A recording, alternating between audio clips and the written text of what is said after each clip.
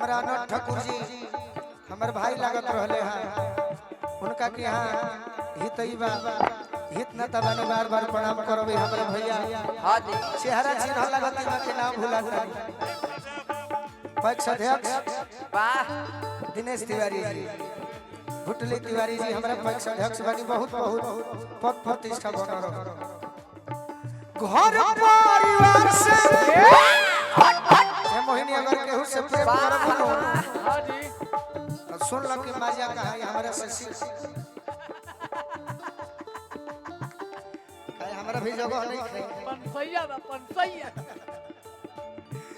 घर परिवार से बचाई के नजरिया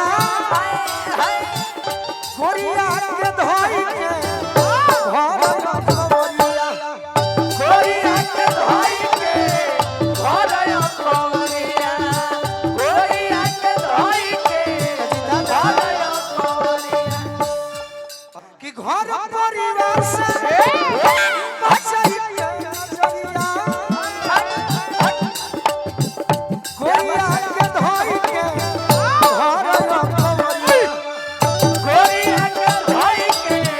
घर रखवरिया गोरिया के धोई के घर रखवरिया आवा ए भैया ए भौजी मिलल पिछुआर में मिलल पिछुआर में मजा आवेला लूटत लहा मजा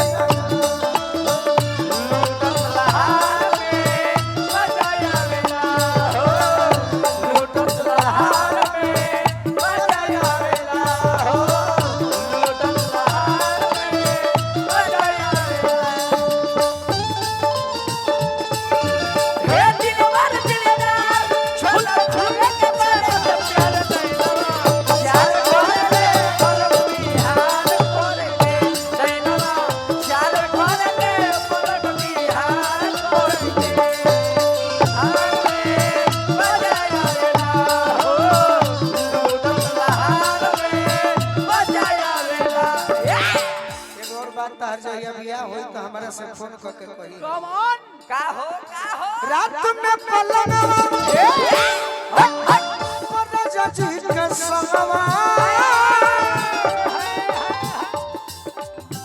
नीक लगने हमें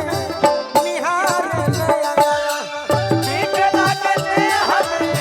निहार ले आगा नीक लागते हमें निहार ले हमारा आँख तोहरे के देखत रह के रह सही में ए क्षेत्र में आइले त पहले आगे रहेले हां जी आज पीछे आइले सही बाकी नाम भुला गइल बनी त हां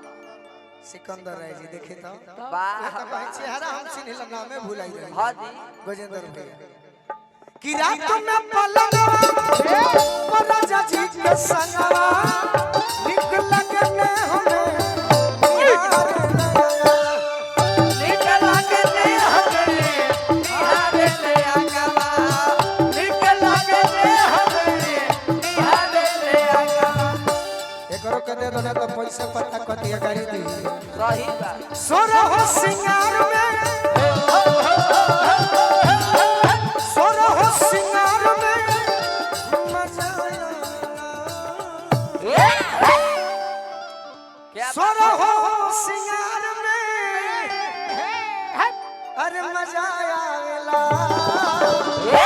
वाह वाह वाह वाह अरे लूटत लहा मजा आवेला लूटत लहार में मजा आवेला लूटत लहार में मजा आवेला लूटत सोरह सिंगार में सोरह सिंगार में मजा आवेला का बाबा कहे का पार छिलोने बनी ए बाबा जगरा से सगाई कोने हम ना रहल का खड़ गइल, लूटत खड़ गइल। लहार में मजा आवेला